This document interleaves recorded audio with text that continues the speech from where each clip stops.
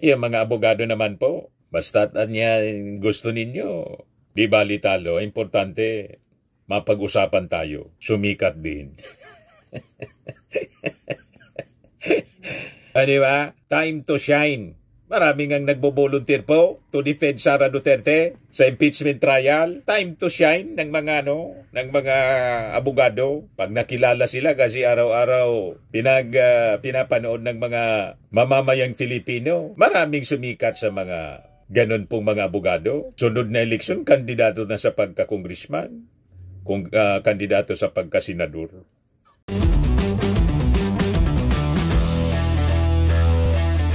Ito naman po yung bago naming product na binibenta online. iGlow Serum, whitening po siya. Tingnan ninyo yung epekto sa aking anak na architect before and now. Yung mga inquiries po ninyo, dumiretso na lang kayo sa kanyang Facebook account, Riz Maravillas. May panibagong petisyon mga kababayan na final yung kampo ng mga Duterte sa Supreme Court. Petition to stop the impeachment trial. Gustong ipatigil yung impeachment trial laban kay Sara Duterte ng abogado ni Digong, abogado ni Pacquiao, pare-parehas yung mga abogado nila. Si Pimentel naman po, may petition. Ang petition man pero hindi sa Supreme Court. Sulat po kay Chis Escudero, Senate President. Nasimula na po ang impeachment trial. At remember, yung isang abogado, may mandamus petition din sa Supreme Court to immediately start the impeachment trial. Biglang nakaisip po yung abogado ni Pacquiao, si Atty. Torion, nagpetition din po sa Supreme Court to impeach, to stop the impeachment trial. Ito po yung kalalabas pa lang na balita. Ngayon pa lang 9:31 a.m., February 18, petition to stop impeachment trial versus VP Sara Duterte filed at the Supreme Court. Ito naman yung sulat ni Pimentel kay Senate President Escudero para simulan agad yung impeachment dahil sa nakasulat na forthwith niya. You see? Bangga-bangga na mga kababayan. Unahin natin itong petisyon ni Torion na malamang delaying tactics. Kung hindi delaying tactics mga kababayan, this is just a distraction. Dinidistract nila, ginagawa nila, they're moving heaven and earth, heaven and hell pala. Para hindi po matanggal si Sara. Malabo na po mga kababayan, malabo na paboran ng Supreme Court itong petisyon ni Atty. Torion. Kasi yung impeachment po, sole power ng Congress. At yung impeachment trial, sole power ng Senado. Kasabi dito sa balita, Mindanaoan lawyers on Tuesday filed a petition before the Supreme Court in a bid to stop the impeachment complaint filed against Vice President Sara Duterte. Parti po ito ng galawang Protect Sara, Save the Queen, Protect Sara. Kasi sa totoo lang, pag natanggal po si Sara at ma-disqualify, wala nang Duterte ang mananalo sa anumang national position. Wala na silang pag-asa na makabalik pa sa Palasyo Malacanang. Si Digong po, malabo man po yung sinabi ni Pantaleon Alvarez na si Digong yung patatakbuhin nilang muli. Malabo pa po sa sabaw ng pusit yung mga argumento ni Pantaleon. Desperate yun po. Desperate announcement para lang may mapag-usapan. Para buhayin, bigyan ng pag-asa yung mga supporters ni Digong na hindi pa tapos ang boxing sa politika.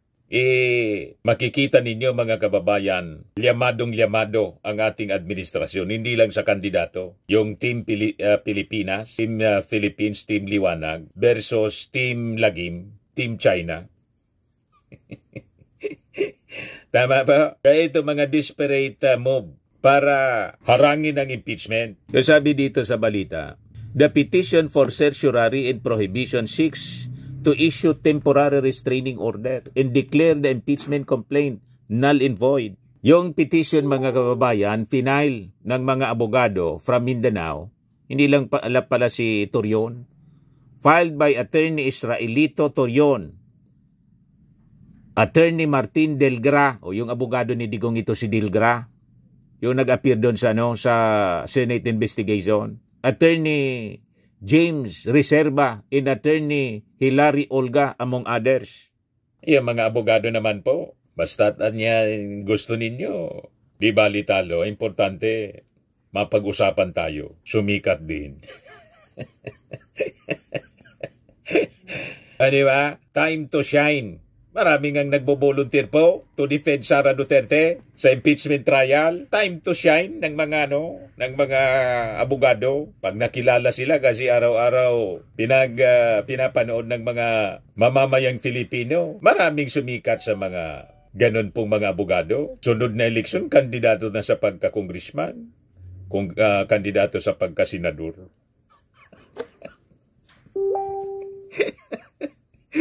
Time to shine.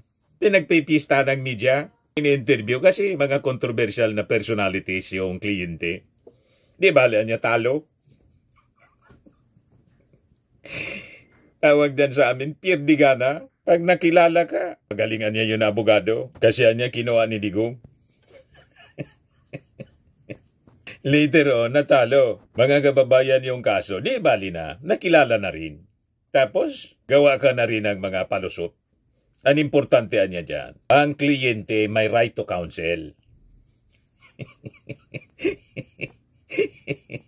Ipaglaban ang right to counsel. And it is guaranteed by the Constitution. The right of any person, constitutional right, to counsel of his or her choice. Nagits na ninyo? Kaya nagpapang-agaw po. Kahit dito sa impeachment trial, boss sa prosecution, tapos yung sa defense. Ang daming nagbo-volunteer pong mga abogado. Time to shine. Kita ninyo? Tingnan ninyo itong si Torion. Di ba? Kilalang kilala na natin. Torion is also the legal counsel of alleged qualified trafficker and detained senatorial candidate Apollo Quiboloy. Sabi dito sa balita, according to an advisory, the petition questions the impeachment process arising from the said complaint, considering that the initiation of the same was procedurally defective, constitutionally infirm, and jurisdictionally void. Kasi minadali o na inupuan, yun ang pinapakalat nila. Yung tatlong impeachment cases na final ng minority, inupuan niya ng Congress, ng majority. Pagkatapos, biglang nag-draft ng panibagong fourth impeachment complaint. Hindi na dumaanan niya sa proseso, pinirmahan ng 215 at dumagdag pa, diretso padala sa Senado. I-allowed po yun sa rules ng Congress. But anyway, kini-question ngayon yung procedure. Yan ang ibig sabihin nito. Yung procedure, the initiation of the same was procedurally defective, constitutionally infirm, and jurisdictionally void. Ngayon, doon naman po sa petition urging the High Tribunal to compel the Senate to immediately begin Duterte's impeachment trial may be included in its in-bank decision on Tuesday. Bukas po, sabi ng spokesperson ng Supreme Court na si Camille Ting, yung petition na final, mga kababayan, ni former Special Counsel of the Presidential Commission on Good Government, Catalino Generillo Jr., final noong February 14. As a background, Senate President Francis Chis Escudero previously said that Duterte's impeachment trial will begin after the fourth State of the Nation address ng ating Pangulo sa July pa. Escudero also said that he does not plan on requesting for a special session to tackle the impeachment. The adjournment session of the Senate began February 8 until June 1. The session resumes on June 2 to June 13 and will be adjourned again from June 14 to July 27. Gaul sa panahon, sabi ng mga senador. Kaya malamangan niya yung impeachment trial masimulan after na ng SONA. Hindi nagustuhan ng ilan sa ating mga legislador, congressmen. At ngayon nga po, may petisyon si Coco Pimentel. Yan po, 1 hour ago, report ng Inquirer. Senate Minority Leader Coco Pimentel pens a letter to the Senate leadership emphasizing that it is the chamber's duty pursuant to the Philippine Constitution to act without any delay on the impeachment complaint filed against Vice President Sara Duterte. Ayan o. Office of the Senate Minority Leader Aquilino Coco Pimentel III, PDP Laban, Pimentel Wing. Dalawa yung PDP Laban, yung kay Coco Pimentel, tapos yung kay Digong. Nahati po. Yung sulat niya pala, February 14 pa, yung pizza, Pero baka ngayon lang, pinareceive. Anyway, ito po yung laman ng sulat niya kay Chis Escudero. Dear Senate President Escudero, good day. I write to emphasize the constitutional mandate requiring the Senate to act forthwith on the impeachment case of Vice President Sara Duterte as provided under Article 11, Section 3, Paragraph 4 ng 1987 Constitution. In this case, sabi po niya, the verified the complaint or resolution of impeachment filed by at least 1/3 of all the members of the House of Representatives, the same shall constitute the articles of impeachment and trial by the Senate shall forthwith proceed. Yun ang kinote niya. Since it is a constitutional provision or term, we are giving meaning to the term forthwith must be interpreted in accordance with the verba legis rule. Sa Latin po, ay ibig sabihin words of the law na pag sinabing forthwith, immediately. Yan man ang talaga ang meaning. Agad-agad, dapat simulan ang trial. That it should be given its plain and ordinary meaning. So sabi niya, according to the Merriam-Webster Online Dictionary, forthwith means without any delay or without interval of time. Its synonyms include immediately, instantaneously, instantly, presently, promptly, right away, right now, straight off, and straight away, among others. Considering that the 1987 Constitution was promulgated in both English and Filipino, we must examine its official Filipino translations. Ano ang mga translation? Kung ang pinanumpaang sakdal o resolusyon sa impeachment ay iniharap ng isang ikatlo man lang ng lahat ng mga kagawad ng kapulungan, ito ay dapat bumuo sa Articles of Impeachment at dapat isunod agad ang paglilitis ng Senado. Malinawan yang agad. Pag sinabing agad, hindi after 6 months.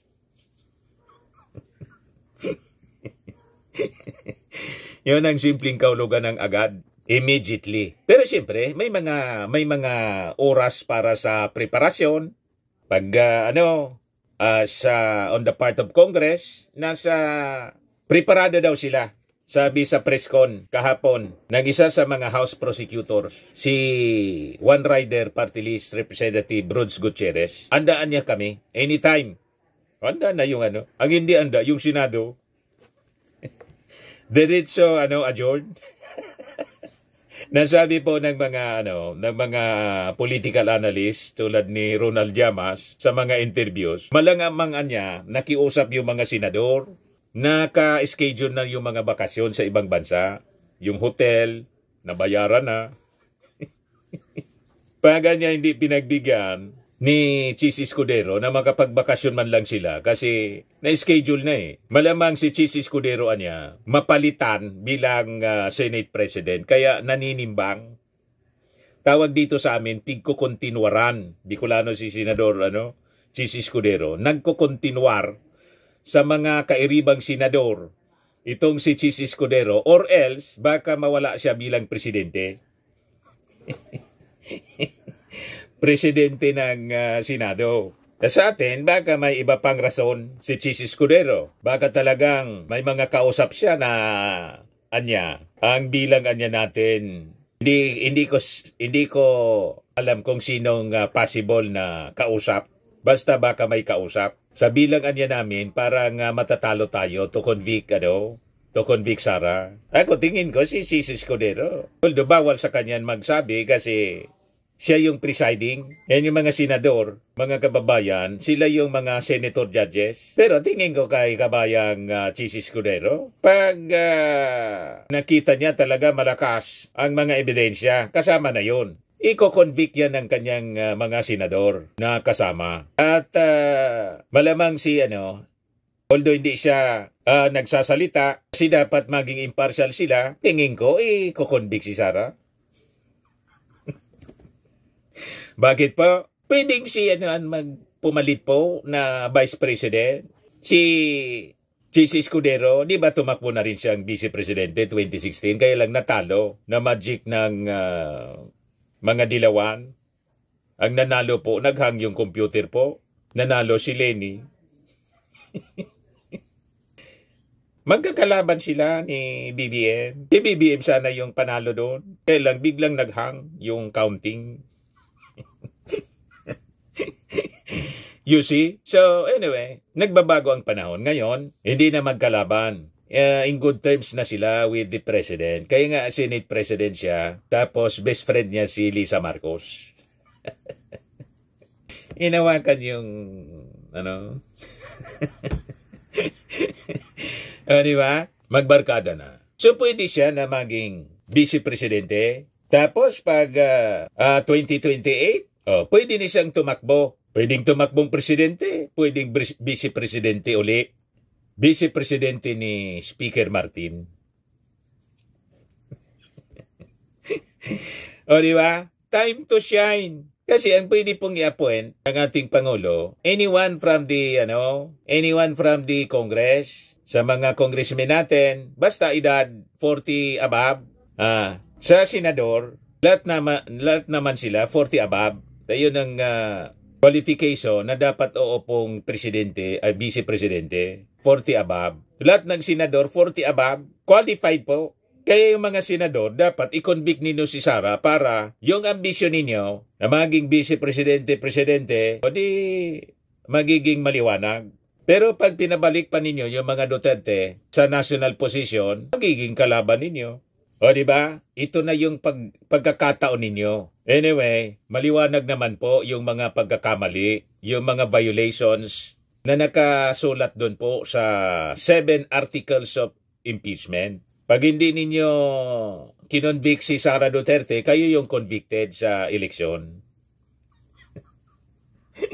So mamili kayo. Si Sara ang convicted o kayo ang convicted? Ng ating mga mamamayang Filipino, 73% sabi sa Tangere, gusto nang simulan agad-agad. They favor the immediate impeachment trial ni Sara Duterte. And possibly conviction and perpetual disqualification. Kasi po yung 32 million pong pinagmamalaki ng mga DDS na sumuporta. Kasama kami doon. Nag-withdraw na po yung 31 million. Kaya nga po, sabi natin, hindi makapag-lunsad ng people power ang mga Duterte kasi ang sa kanila po, kilikili power man lang. Tama ba? Yung mga vloggers man lang nila po na fake news peddlers. Tapos trolls. Iniimbestigahan ngayon ng Congress. Tingnan natin dito kung sino yung mga nag-attend ng mga resource persons po sa committee hearing, TRICOM. From the Anti-Money Laundering Council, Attorney Emmet Rodion Manantan and Attorney Erano Dumale. From the Bureau of Internal Revenue, Attorney Tobias Gavin Arcilia and Attorney Ron Michael V. Uy. From the Philippine Coast Guard, Commodore J. Tariala. From the Department of Information and Communications Technology, Director Jose Carlos Reyes. Director Maria Cristina Abalos Naig and Ms. Christine Applepre. From the Cybercrime Investigation and Coordinating Center, Attorney Wench Chu, and Director Rojun Hosilios, the Director for Cybercrime Operations. From the Department of Justice, Office of Cybercrime, Attorney Rodanji Parocha, Tatanong ka. together with State Counsel Christian Bautista and State Counsel Gerald Vincent Sosa. From the National Bureau of Investigation, Cybercrime Division, Attorney Van Homer Angluben. From the National Telecommunications Commission, Attorney Kathleen Egipto. From the Philippine National Police, the Director of the Anti-Cybercrime Group, Police Brigadier General Bernard Yang. And from the Legal Service, Police Lieutenant Colonel Anacleto Daliva. Also from the PNP, Colonel Columbo Alan Aberia and Colonel Nova de Castro Aglipay. From the Kapisanan ng mga Broadcaster ng Pilipinas, Attorney Rudolph Hularbal, Legal Counsel. From Press 1 PH, Mr. Felipe Salvosa and Mr. Nico Bedina. From Google Philippines, Attorney Yves Gonzalez, Head of the Government Affairs and Public Policy. Your Honor, several social media personalities were invited. Present today are Ms. Maria Lourdes Tiquia, Mr. Ross Flores del Rosario, and Mr. Elijah San Fernando. And also Attorney Claire Castro. From the Philippine Daily Inquirer, Ms. Juliet Haveliana. From the Social Weather Survey, Ms. Linda Guerrero. From Scam Watch Philippines, Mr. Josel de Guzman.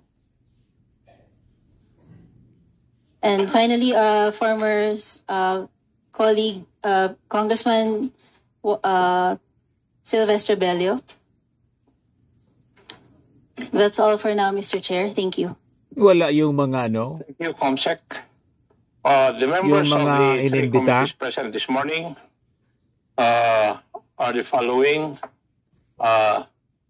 Chairman Joboy Aquino, wala yung mga DDS vloggers pa. Si Tiki, bumalik. Yung bagong vlogger, si Attorney Claire Castro, nandun. Pero yung mga tinaguriang mga fake news peddlers, lahat wala. You see? Ito yung opening remarks, mga kababayan, opening statement ni Congressman Acop. this inquiry into the rampant posting of false and malicious content in social media platforms is being conducted pursuant to House Resolution number 286, principally authored by Senior Deputy Speaker Aurelio D. Gonzalez Jr. In the face of the petition for certiorari filed by certain bloggers who were invited to the first hearing, I wish to stress the objectives of the inquiry as stated in the aforementioned resolution. The inquiry aims to ensure that all proposed legislative measures align with the constitutional guarantees of freedom of speech and of expression and prevent any undue censorship. It further seeks to identify gaps in legislation and review existing laws, particularly Republic Act number 10175 or the Cybercrime Prevention Act of 2012. Enhance the transparency and accountability mechanisms of social media platforms, recommend measures to address cybercrimes, protect digital safety and public trust by proposing public awareness campaigns, and engage key stakeholders such as representatives from social media organizations, cybersecurity experts, civil society groups, and constitutionalists to ensure a balanced approach to combating harmful content. For today's meeting, the committee shall hear a presentation from the social media platform Google, the proposal to establish a framework for content creators, and the legal position of the Department of Justice on the doctrine of the duality of crime. The joint committee shall also endeavor to further discuss the concept of cyber libel as a continuing crime. And before we start the discussion, I wish to thank everyone for taking time out from their busy schedules to be with us today. Maraming salamat po.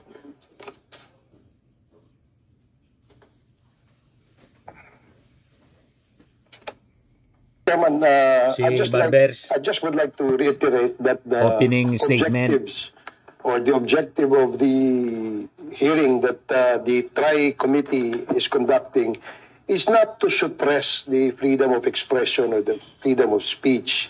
In fact, we are all aware that this is provided for in our Constitution.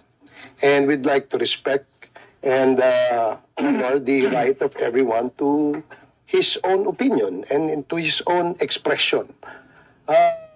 Contrary to what others may be thinking, this is not in any way, Mr. Chair, a tool to suppress their expressions or their opinions on certain or several issues. Whether it may be in political point of view, or maybe economic point of view, or even other point of views. It's just a way of perhaps adopting what are the best practices of other countries in relation to the employment or deployment of social media platforms. Our take, Mr. Chair, being members of the 19th Congress, is to establish a set of rules conscious of course, the constitutional right to freedom of expression. Yung sa atin lamang po ay isang polisiya or framework na kung saan ay hindi magamit po ang mga social media platforms for spreading fake news or espousing disinformation, misinformation, or malinformation. And that is perhaps, Mr. Chair, what this representation would like to make it clear. No? Though there are some bloggers who have been hitting members of Congress, we don't mind. In fact, we don't mind if you start hitting us. Even if you do that 24 hours, 7 days a week, 365 days a year, that's your right. But please, be careful with what you post online. Because if these are found to be fake or lies or falsehoods, then there are laws that can be used to penalize those who have abused that freedom of expression. Kaya po tayo may mga batas. And let me remind them too that this right, though it is provided for in our Constitution, is not an absolute right. So para lang po malinaw, to put the discussion in the context of what we want to achieve in this particular hearing, Mr. Chair. Thank you, Mr. Chair.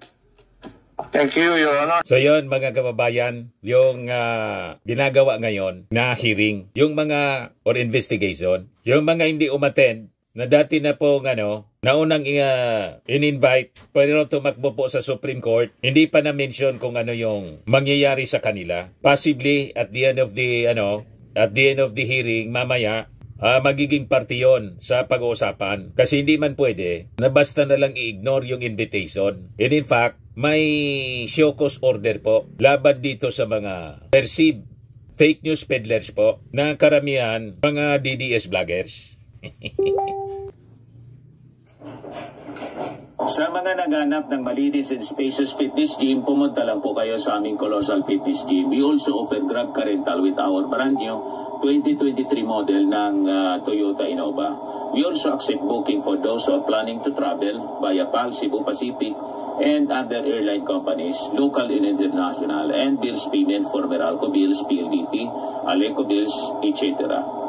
Ang Colossal Fitness Gym is located at 3rd floor Security Bank Building, Landco Business Park, Legazpi City, Albay. For inquiries, look for Chilon Maravillas. Contact number 0966-802-0949. Yan yung aming Innova. Lagi na pong matao sa amin. Pati mga foreigners po, tingnan ninyo. Mga British tourists sila. Ang lalaki ng katawan na, mga kababayan, nag-gym sa amin. Ito naman po, Indian National. Ito mga mga European sila. Ito naman yung bago naming product na binibenta online, iGlow Serum. Whitening po siya galing sa South Korea. Tingnan ninyo yung epekto sa aking anak na architect entrepreneur, Riz Maravillas. For inquiries, look for Riz Maravillas on FB. Ito naman po, Firmax Framing and Lifting Cream. Tinapahid po ito sa mga pulses and affected area. Mahina po ito sa mga pains at paninigas na mga kasukasuan. Ito po, Automax Regen Serum. Sa mukha naman yung application. Anti-aging po siya. You will look 10 years younger than your age. Sa mga cancer patients naman po, baka lang gusto niyo itong itry. Nengxia Red Mix Fruit Drink. Hindi man po siya gamot, food supplement siya.